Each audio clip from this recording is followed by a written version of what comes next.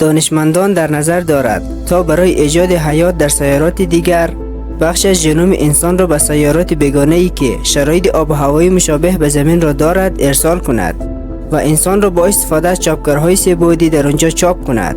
حالا به نظر شما چقدر این فکر عملی است؟ در این ویدیو به جزئیات این پروژه می‌پردازیم. اگر تا حالا سابسکرایب نکردید دکمه سابسکرایب را بزنید تا عضو کانال علمی بیگ بنگ تیوی بشید. برای آگاهی انتشار ویدیوی بعدی دکمه زنگوله را هم بزنید. حتما برای شما هم جای سوال بوده است که چرا دانشمندان سراغ این طرح جسورانه رفته است. بهتر است که بدانیم انسان برای بقای بیشتر باید به یک نسل چند سیاره‌ای تبدیل شود. یعنی گونه انسان نباید به کره زمین محدود شود، چون اتفاقات قریب الوقوع خیلی زیادی وجود بشریت را تهدید می‌کند، مثل جنگ هسته‌ای و انقراض انسان‌ها توسط ماشین‌ها که در مرحله اول نگرانی بشریت قرار دارد. بلایای طبیعی مثل تغییرات اقلیمی و برخورد شهاب‌سنگ‌ها و چیزهای دیگر که قابل پیش‌بینی نیستند نیز از جمله عوامل انقراض تمدن انسانی شمرده شده است. حالا برگردیم به اصل موضوع. کارشناسان ناسا معتقد است که ارسال ژنوم انسان به سیارات بیگانه شدنی است. یکی از تئوری‌ها در مورد نحوه آغاز حیات بر روی زمین به نام پانسپرما معروف است. پانسپرما نظریه‌ای است که پیشنهاد می‌کند حیات یک پدیده منحصر به زمین نیست. بر اساس این نظریه حیات ابتدا در شکل میکروبی از یک سیارک و یا دنباله‌داری در منظومه شمسی مثل مریخ یا خارج از آن نشأت گرفته است و به زمین منتقل شده است. اکنون دانشمندان در حال بررسی عکس این نظریه هستند، یعنی می‌خواهد حیات موجود بر روی زمین را به کیهان ارسال کند.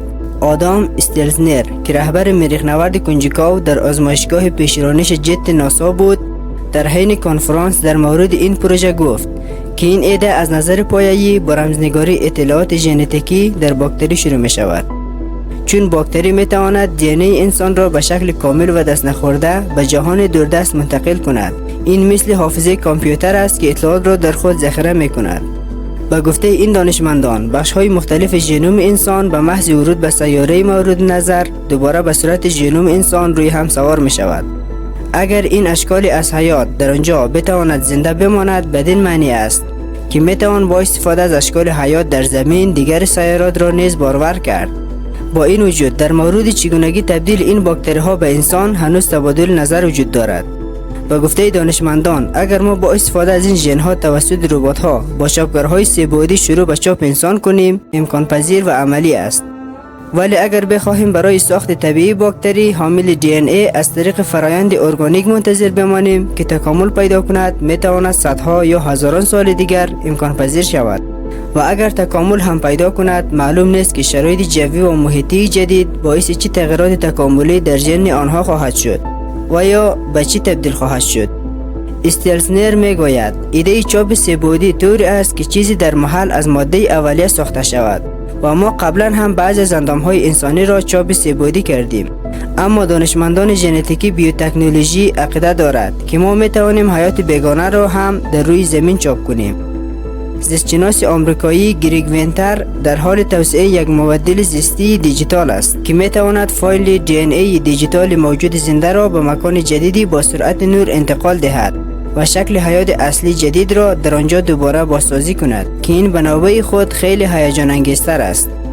حالا رسیدیم به عجیبترین بخش این موضوع. از نظر فلسفی اینجاست که در ذهن ما یک سوال خلق می شود و آن این است که اگر ما به عنوان یک موجود زنده بخواهیم گونه خود را در کیهان به شکل ارسال ژنوم منتشر کنیم، از کجا معلوم که گونه خود انسان جزء پروژه های انجام شده یک نوع برتر حیات نباشد؟ ممکن است نوع حیات انسانی و یا دیگر از اشکال حیات در کره زمین شکل تکامل یافته ژنوم ارسال شده تمدن پیشرفته‌تر به زمین باشد، در زمانهایی که احتمال پشتیبانی حیات منحصر به فرد در این سیاره وجود داشته است. چون اگر تمدن هوشمند بیرون از منظومه شمسی وجود داشته باشد بدون شک مثل انسانها در پی تسخیر فضا و منتشر کردن گونه خودش بوده است. نظر شما چیست؟ آیا ما فقط یک از گونه‌های ارسال شده تمدن پیشرفته‌تر حیات هستیم؟ در قسمت کامنت ها بنویسید.